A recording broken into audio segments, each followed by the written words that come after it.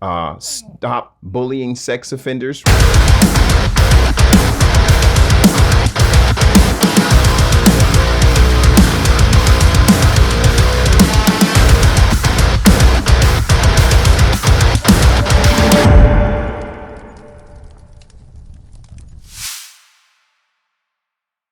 Imagine that you committed a crime that forever changed the trajectory of your life. You go to prison, you find religion, you start to turn your life around. How are you going to make amends with the world? Ahmad Blakemore, aka the Modern Day Leper, is a 62-year-old YouTuber who focuses on life, ministry, and family. He is also a Class A felon. This isn't something he's trying to hide though. Most of his channel centers around his status as an offender and advocacy for offender rights. Modern Day Leper's bio states, "I spent 5 years in prison, not as a statistic, as a man forced to sit with what I had done and who I had become. When I came home, I did something most said was impossible. I came to peaceful terms with my victim, not to erase the past, to face it fully. Out of that conversation, one that should have never been possible, we found a shared purpose. She reached out to women, I reached out to men, and something remarkable happened."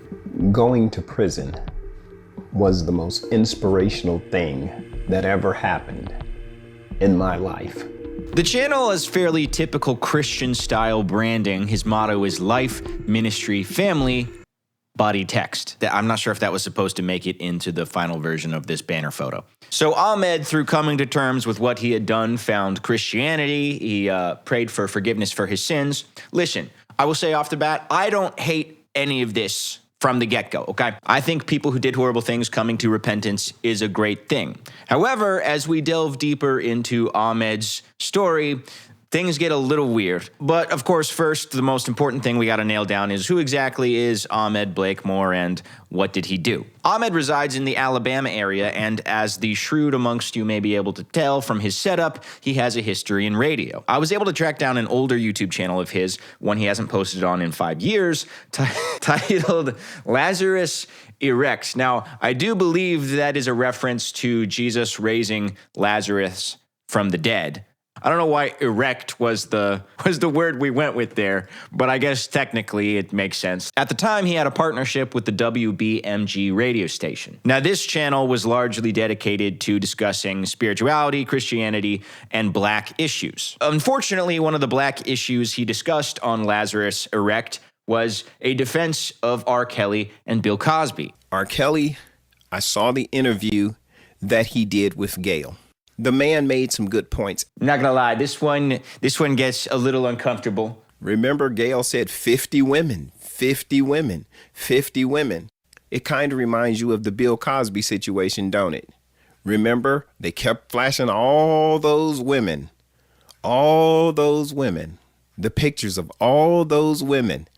Oh, he's got to be guilty. Look at all these women. I mean, the strand of stuff is just so similar. All these women. Wow. Well, yeah. I mean, yeah. If you're a serial rapist, yeah, the story's gonna break down in a similar way. I don't know how that's a defense at all. Isn't it curious how everyone accused of robbing a bank has $50,000 in cash buried under a trailer park? Very curious. They always use that against them. If you weren't Bill Cosby, those women would be nowhere near you.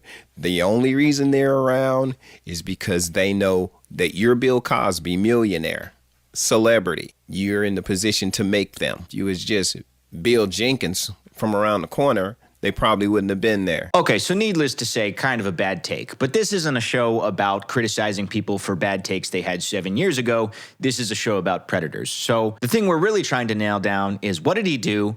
Is he truly a reformed man, or is he a threat to anyone currently? All right, so what did he actually do? Well, the first thing I get when researching Ahmad's name is this booking from September of last year, actually. So that's clearly our boy in the mugshot there. And we have unlawful possession with intent to distribute a controlled substance. So a little bit of a divergence from this life, ministry, family persona that Modern Day Leper is putting on online, but it's a drug charge. I'm not here to judge anybody. I don't know exactly what the circumstances there were. Well, I am here to judge people a little bit, but not on the drug stuff. The felony count is from much longer ago. So So on the sheriff's office website here, we have Ahmad Jamal Blakemore. Gonna censor out some of those details there, but we have first-degree sodomy. Now, Ahmad says the crime is not actually as bad as the charge would imply, which is a dubious claim. He says that he was overcharged. How could you violate a 12-year-old child and not get a life sentence? The truth of the matter is, I did not violate a 12-year-old child. That's why I'm here with you having this conversation. Had I done that, I would have a life sentence. Generally, the DA will overcharge a case. Overcharging gives them the room to come down. In my case, the DA decided that she would not come down, that she wanted the Class A charge. But there is no proof for the Class A charge. There is no 12-year-old. But she wants the Class A charge. So we make a deal. Her deal to me is you give me the Class A charge as the headline charge, and in the sentencing process, I will sentence you based on the B class charge that you actually committed. The charge I actually committed is statutory by age difference. Being 16 years older than the victim is statutory. The victim being 16 and me being 30-something at the time. Okay, so some areas of clarification here. The reason someone might be under the impression that he had relations with a 12-year-old is because of the definition of first-degree sodomy. Okay, so there are three situations which could constitute this. Falling under any one of these three would constitute sodomy in the first degree. One would be sodomy with another person by forceful compulsion, engaging in sodomy with another person who is incapable of consent by reason of being incapacitated, or being 16 years old or older engages in sodomy with a person who is less than 12. So Ahmed's case could have fallen under one of the first two situations and not the third. He is saying that the individual in question was 16 at the time and he was in his 30s at the time. However, he's lying. Now, I don't know how this situation exactly went down, but clearly something is not adding up in his testimony. Important context: age of consent in Alabama is 16. However, he states that the reason this was considered a felony is because he was 16 years older than the 16-year-old. That's a lie. That law does not exist. Age of consent in Alabama is unfortunately 16. You are all good to go past that point. And nowhere is there any law that states being a set amount older than 16 all of a sudden counts as statutory again. I think the reason he's lying about this is because he's trying to imply that it was basically a consensual situation, which under a technicality made him a felon. But clearly that's not the case. One of these three requirements had to have been met for him to be successfully charged with this. Meaning, if he was in his 30s and this individual was 16 and it was simply a felony by virtue, or I guess lack thereof, of being quote unquote statutory, that's not possible. Either the individual had to be under 16 or there had to be compulsion of some kind. Now, Modern Day Leper's channel kind of has a dual purpose. One is to advocate for offenders and try to change public stigma about offenders, and the other is to provide advice and support to fellow offenders. Along those lines, something immediately jumped out to me on his page, which is this little ditty called "Never Tell Your Girlfriend You're a Offender." Never tell your girlfriend you're a offender. Let's talk about it.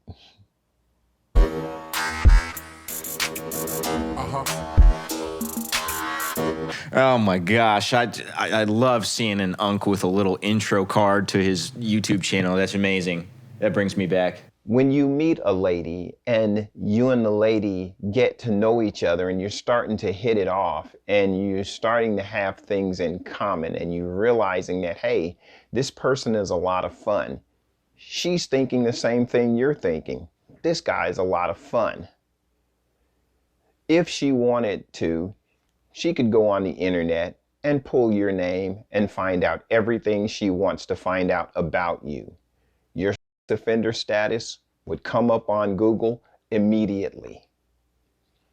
If she's hanging out with you and having fun with you, and you guys are having a good time and enjoying the process of dating, she's not wanting to do that, meaning she's decided not to look you up on Google.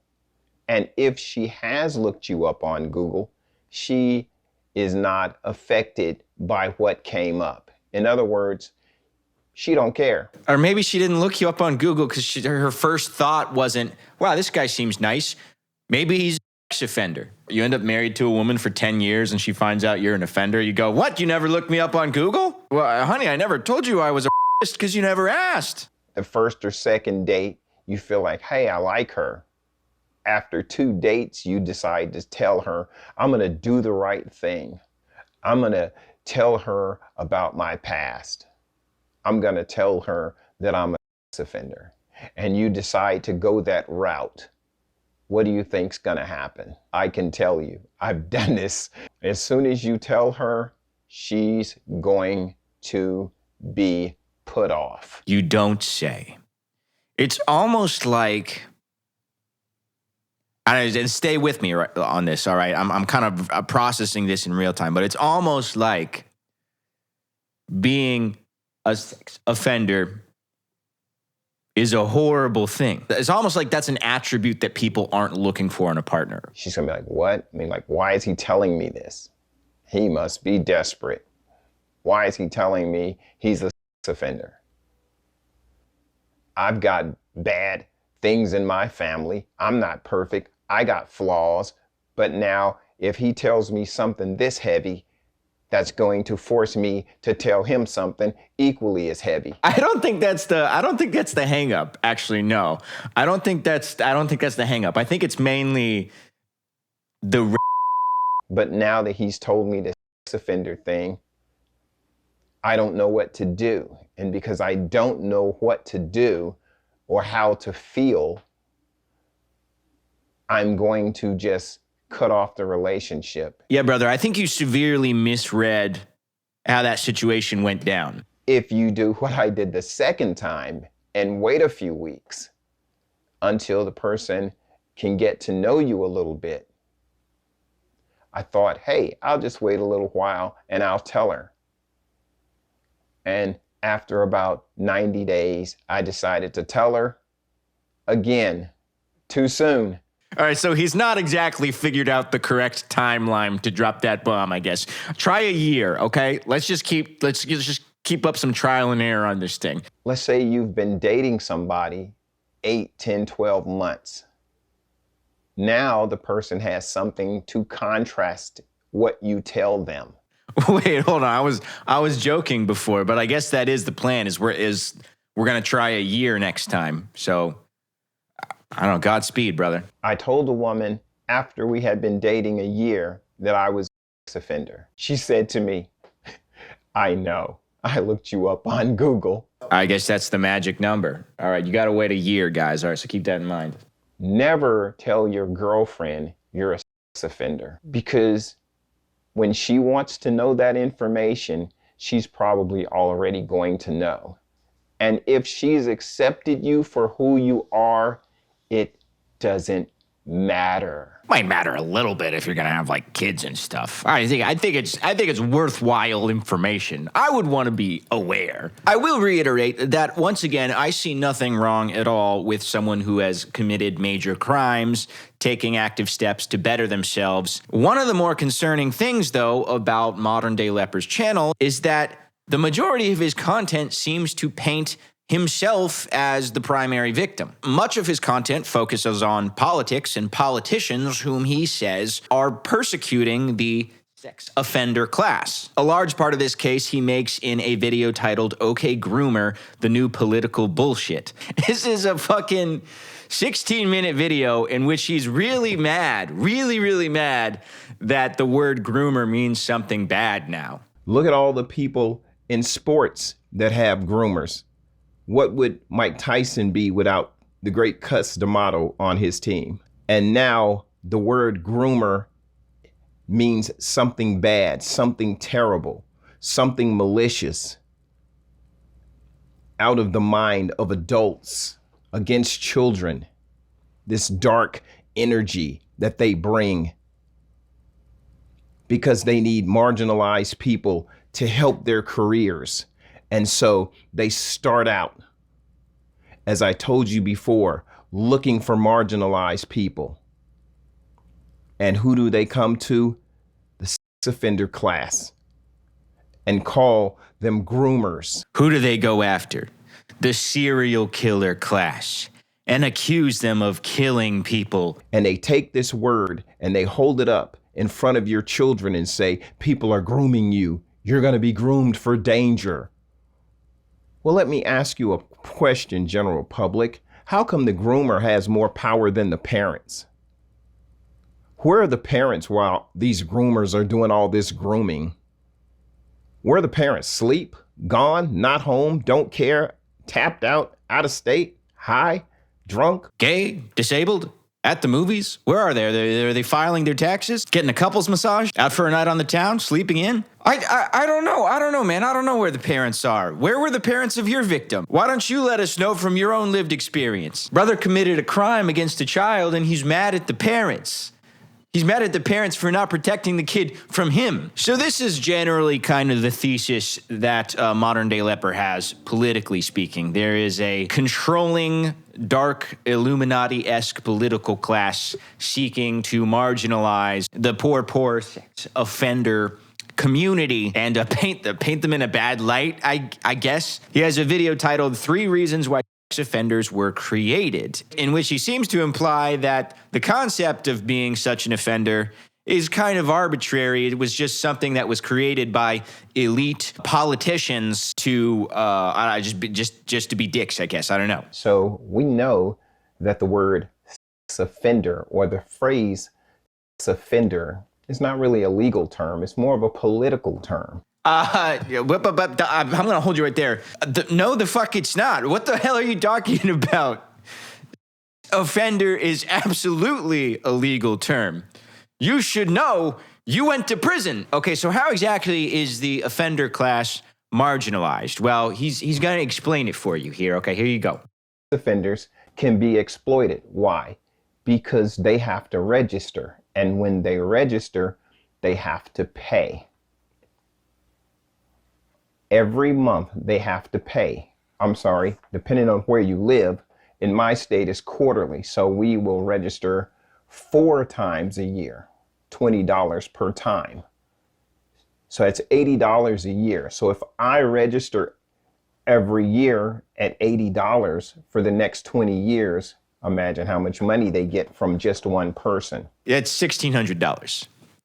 $80 a year times 20 years is $1,600. That's less than a month's rent in a lot of places for presumably the rest of your lifetime. Oh, what did we do to get here? What did I possibly do to be burdened with the unbearable weight of paying $80 a year? Oh, yeah.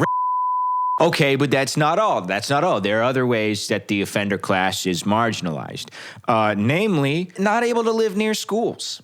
Not able to live near schools, okay? And that you know, that's a big deal. That's a huge freedom that is being taken away. That sounds like I'm riffing on him complaining about the $80 a year thing and making a joke. No, I'm not. That's actually a point he also makes. And the biggest mistake is the sex offender laws that are built on distance. You can't move 2,000 feet from a school or a daycare. You can't move within 3,000 feet of a school or a daycare, 3,500 feet from a school or a daycare. It all sounds really good, doesn't it? But the who is actually going to attack and assault your child is not at school. Let me break the news to you. That person's already in your house.